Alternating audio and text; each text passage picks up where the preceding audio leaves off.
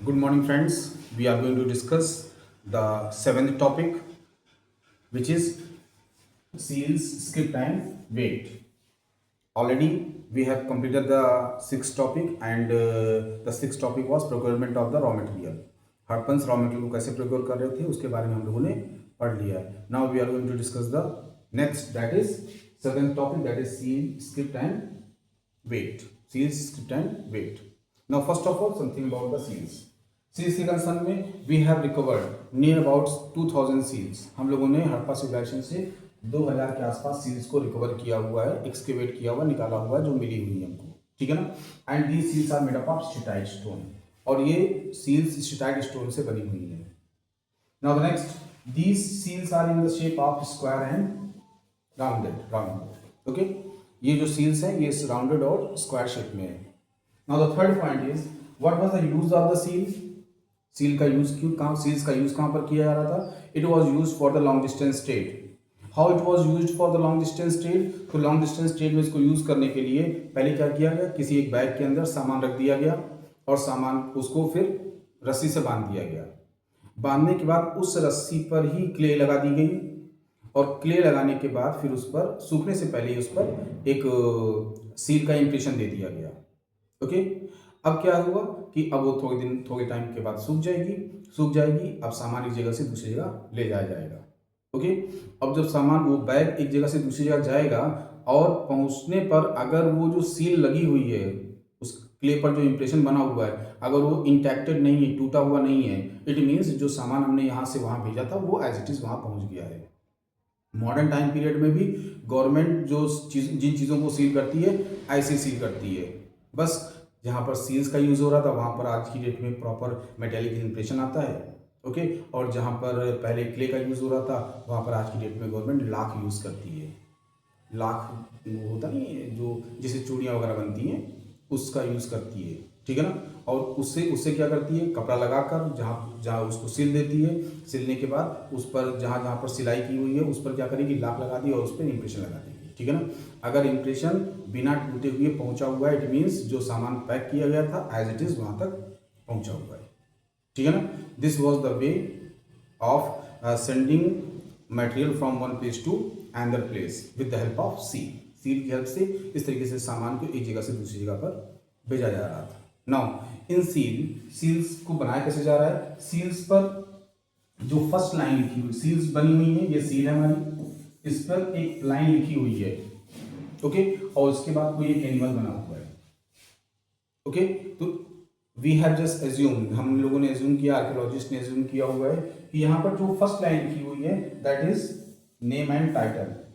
यहाँ पर first line name and title लिखा हुआ है यहाँ पर फर्स्ट लाइन में. और जो सेकंड पिक्चर बनी हुई है, एनिमल की पिक्चर बनी हुई है, that is the symbol of the sender. वो सेंडर का सिंबल है. तो इस तरीके से जो सील्स हैं वो इंफॉर्मेशन प्रोवाइड करा रही हैं अबाउट द सेंडर के बारे में वो इंफॉर्मेशन प्रोवाइड कराती हैं. जो लोग पढ़े लिखे हैं वो नेम एंड टाइटल पढ़ लेते हैं. ठीक है ना, पढ़े लिखे हैं, नेम और टाइटल पढ़ लेंगे. लेकिन कुछ ऐसे लोग हैं जो नेम और टाइटल को नहीं पढ़ पा रहे हैं, या किसी ऐसी एरिया में वो ऑब्जेक्ट भेजा जा रहा है जहां पर वो स्क्रिप्ट यूज ही नहीं हो रही है. उस कंडीशन में क्या होगा, उस कंडीशन में मोटिव को देखकर, उस पिक्चर को देखकर लोग आइडेंटिफाई कर लेंगे कि सेंडर कौन है. In this manner the seal was used. इस तरीके से सील का यूज किया जा रहा था. First of all we have recovered near about 2000 seals made up of steatite shape, that is square or cylindrical. Now it was used for the long distance trade. And seals, on the seals the first line was written, probably it was indicating the name and the title, and second was the on below that the picture of a motif, the picture of a animal that was printed. It indicate कि जो लोग पढ़े लिखे हैं वो लोग उस first line को पढ़ लेंगे. जो पढ़े लिखे हैं फर्स्ट लाइन को पढ़ के समझ जाएंगे कि सेंडर कौन है, और जो लोग पढ़े लिखे नहीं है वो उस पिक्चर को देखकर आइडेंटिफाई कर लेंगे कि किसने भेजा हुआ है. जैसे पहले राजा वगैरह होते थे तो उनका फ्लैग होता था, तो उस पर एक एनिमल को वो अपना सिंबल डिक्लेयर करते थे कि ये हमारा सिंबल है. ठीक है ना, ये हमारा सिंबल है. उस एनिमल को डिक्लेयर करते हैं कि हमारा, तो उस फ्लैग को देखकर, उस एनिमल को देखकर हम लोग आइडेंटिफाई कर लेते हैं कि वो फ्लैग किस किंग से बिलोंग करता था. ठीक है ना. Now the next topic is, this is something about the seals. First of all, we have recovered 2000 seals. It's made up of steatite, square in shape, square and rounded in shape. It was used for the long distance trade. कैसे use किया जा रहा है कि पहले bag के अंदर सामान रखा जा रहा है, फिर उसको रस्सी से बांधा जा रहा है, और रस्सी से बांधने के बाद उस पर क्ले लगा दी जा रही है, और क्ले पर सील का इंप्रेशन लगा दिया जा रहा है, और फिर अगर सील दूसरी जगह तक पहुंची हुई है बिना टूटे हुए, इट मीन्स कि जो सामान भेजा गया था वो सुरक्षित वहां तक पहुंच गया है, सेफली वहां तक पहुंच गया है, ठीक है ना। सील्स पर पहले एक लाइन लिखी हुई है और फिर एक एनिमल का सिंबल बना हुआ है, तो शायद seals were indicating the names and titles of the sender, sender के नेम्स एंड टाइटल को इंडिकेट कर रही थी, और उसके साथ साथ वो सेंडर की जो एनिमल, सेंडर का जो एनिमल सिंबल था वो भी यहाँ पर एनिमल मोटिव के फॉर्म में है, ठीक है ना। तो जो लोग पढ़े लिखे हैं वो इसको देखकर समझ जाएंगे और नेम और टाइटल को पढ़ लेंगे। जो पढ़े लिखे नहीं है या जो नहीं पढ़ पा रहे हैं वो क्या करेंगे, वो सिंबल को देखकर आइडेंटिफाई कर लेंगे कि सेंडर कौन था। This was the use of the seals, ये सील्स का यूज था। Now the next topic is script. Script, the Harappan script is called as enigmatic script. Harappan script को हम लोग इनिग्मेटिक स्क्रिप्ट बोलते हैं। Why we are calling Harappan script as enigmatic? The literal meaning of enigma is पहेली। enigma की literal meaning होती है पहेली। तो ये इंडिकेट करता है, क्योंकि अभी तक हम लोग इंडस स्क्रिप्ट को नहीं पढ़ पाए हैं, तो इसको हम लोग कंसिडर कर रहे हैं एज, इसको इंडिकेट कर रहे हैं हम लोग एज इनिग्मा, एज पहेली। हम उसको इंडिकेट कर रहे हैं कि जो इंडस स्क्रिप्ट है वो हमारे लिए अभी पहेली है, तो इसलिए हम उसको बोलते हैं इनिग्मेटिक। क्लियर है। नाउ सील्स के कंसर्न हम लोगों ने बात कर ली। सील्स पर नेम और टाइटल लिखा हुआ है और उसके साथ साथ एक एनिमल मोटिव बना हुआ है। ओके, नाउ नेक्स्ट, अगर हम लोग लॉन्गेस्ट स्क्रिप्ट की बात करते हैं, लॉन्गेस्ट शब्द की बात करते हैं, ठीक है ना, लॉन्गेस्ट शब्द की बात करते हैं, लॉन्गेस्ट वर्ड की बात करते हैं, दैट इज हैविंग 26 साइंस। उस पर 26 साइंस या अल्फाबेट्स लिखे गए हैं। Now we have identified near about 375 to 400 alphabets. हम लोगों ने 375 से लेकर 400 के आसपास अल्फ़ाबेट्स को आइडेंटिफाई किया हुआ है जो हड़प्पन सिविलाइजेशन में यूज हो रही थी। तो फर्स्ट पॉइंट क्या है, script is called as enigmatic. Now the next, seals पर एक लाइन लिखी हुई है जो नेम एंड पोस्ट को, नेम एंड टाइटल को इंडिकेट करती है, उसके साथ साथ एक एनिमल का सिंबल बना हुआ है। नेक्स्ट, जो लॉन्गेस्ट स्क्रिप्ट मिली हुई है उसमें 26 अल्फ़ाबेट्स हैं। Next, total number of alphabets are 375 to 400. Okay, now next, the Harappan script was written from right to left. Harappan script को राइट टू लेफ्ट लिखा जा रहा है, मीन्स जैसे हम लोग उर्दू लिखते हैं वैसे उसको लिखा जा रहा है। नाउ इंपॉर्टेंट थिंग होता क्या है कि इसको कैसे आइडेंटिफाई किया गया, इसको आइडेंटिफाई करने के लिए फॉर एग्जांपल हमने इधर से लिखना स्टार्ट किया, इधर से लिखना स्टार्ट किया और यहाँ तक लिखते जा रहे हैं, तो यहाँ पर हमने जो स्पेस दिया हुआ है यहाँ पर पूरा स्पेस आपको मिला हुआ है, लेकिन चूंकि यहाँ पर जब लिखना स्टार्ट करें तो स्पेस थोड़ा सा कम पड़ जा रहा है हमारे लिए, तो यहाँ पर अल्फ़ाबेट्स थोड़ा सा डिस्टेंस पर हैं, यहाँ पर अल्फ़ाबेट्स थोड़ा सा डिस्टेंस पर हैं, लेकिन यहाँ पर अल्फ़ाबेट्स थोड़ा सा कंडेंस है। तो इसकी मीनिंग है हम लोगों ने यहाँ पर लेफ्ट टू राइट लिखा हुआ है।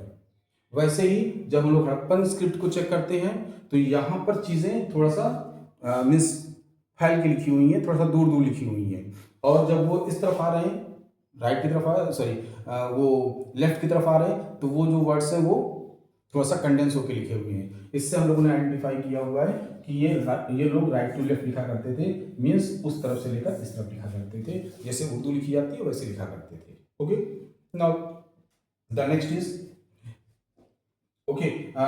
Is we have received the script. हम लोगों को स्क्रिप्ट कहाँ पर मिली हुई है, that is on the seals. Seals पर तो मिली ही है, उसके साथ साथ कॉपर टूल्स पर भी लिखा गया है। RIMS of the jar, RIMS of the jar means ये हमारा जार है, तो उसके इस वाले पार्ट पर भी लिखा हुआ है। ओके, नाउ नेक्स्ट, ज्वेलरी पर भी लिखा हुआ है, बोन रॉड्स पर भी लिखा हुआ है, मीन्स हड़प्पन को जहां मिल जा रहा है वहां लिख रहे हैं। हड़प्पन सिंबल्स जहां मीन्स हड़प्पन को जहां स्पेस मिल रहा है वहीं पर वो लिखना स्टार्ट कर दे रहे हैं। तो ये क्या इंडिकेट करता है, ये इंडिकेट करता है कि हड़प्पन में हाई लेवल ऑफ लिटरेसी थी। हाई लेवल ऑफ लिटरेसी थी मीन्स हड़प्पन्स ठीक ठाक तरीके से पढ़े लिखे होते थे, उनमें सोसाइटी में ज़्यादातर लोग एजुकेटेड थे। Okay, first of all the Harappan script is called as enigmatic script. Second is seals पर पहले एक लाइन लिखी हुई है, probably that is indicating the name and the title. Okay, उसके साथ साथ एनिमल मोटिव बना हुआ है। जो लॉन्गेस्ट स्क्रिप्ट हमको मिली है that is having 26 alphabet, total number of alphabets are 375 to 400। Okay, they were writing from right to left, वो राइट टू लेफ्ट लिखी जा रही थी। Next we have received the script on seals, copper tools, rings of jar, jewellery and bone rods. इन सब चीज़ों पर हमको स्क्रिप्ट मिली हुई है। ये इंडिकेट करता है हाई लेवल ऑफ लिटरेसी को। ओके, ये इंडिकेट करता है हाई लेवल ऑफ लिटरेसी को। These are the 6 point for the script के लिए हमारे पास ये 6 पॉइंट है एंड दैट आर सफिशियंट, और यही सफिशियंट है। First animatic script, second seals पर नेम एंड टाइटल के साथ साथ एनिमल मोटिव मिला हुआ है। Next is longest script 26 science के साथ है। टोटल नंबर ऑफ साइंस हमारे पास 375 टू 400 के आसपास है।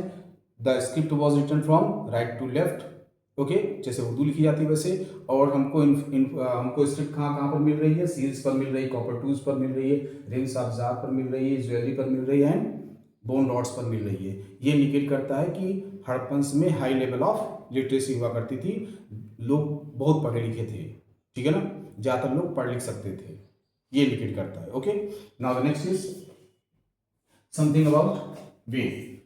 वेट के लिए कैसे क्या सिस्टम था, we will discuss here. Okay, weight के लिए कैसे सिस्टम को डेवलप किया हुआ था हड़प्पन ने।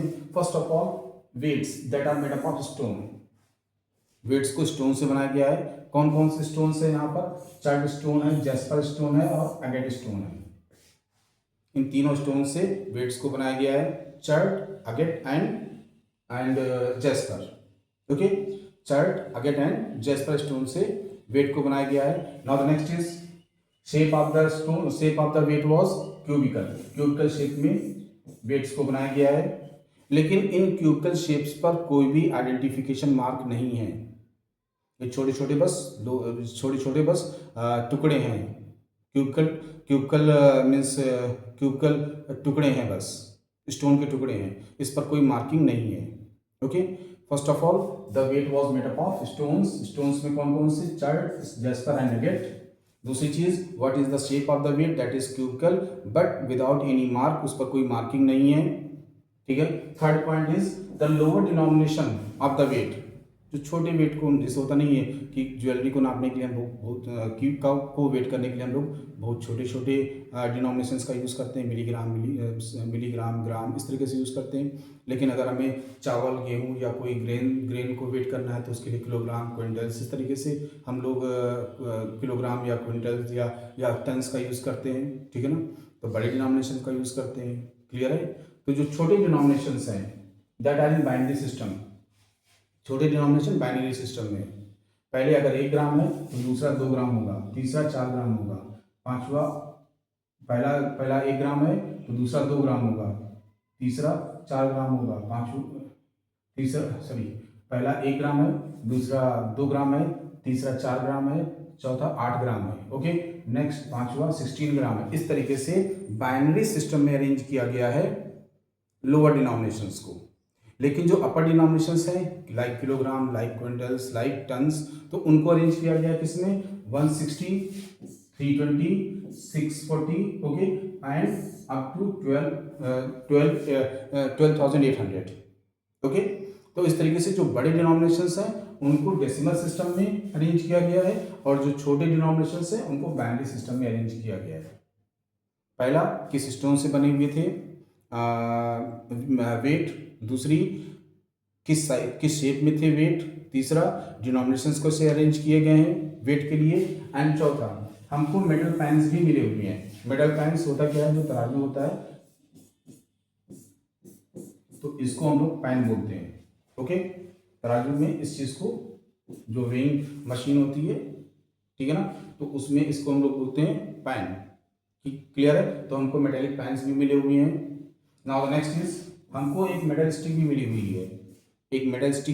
है, और मेटल स्टिक्स में यहाँ पर इंस्क्राइब्ड है मेजरमेंट मार्क्स हैं, मार्क्स के साथ उस पर कुछ मार्किंग भी बनी हुई है।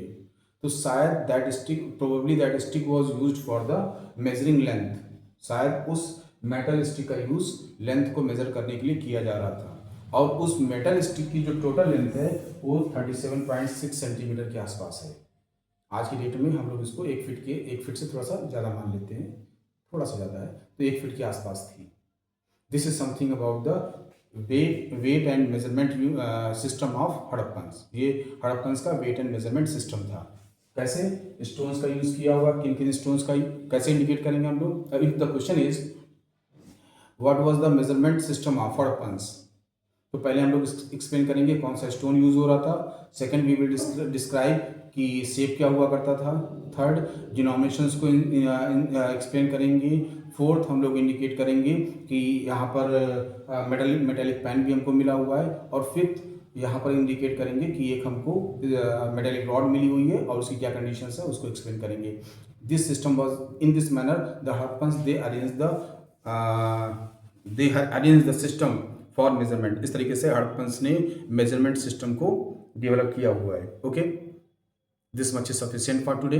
Tomorrow we will discuss the next topic. Okay, the 8th topic. Thank you.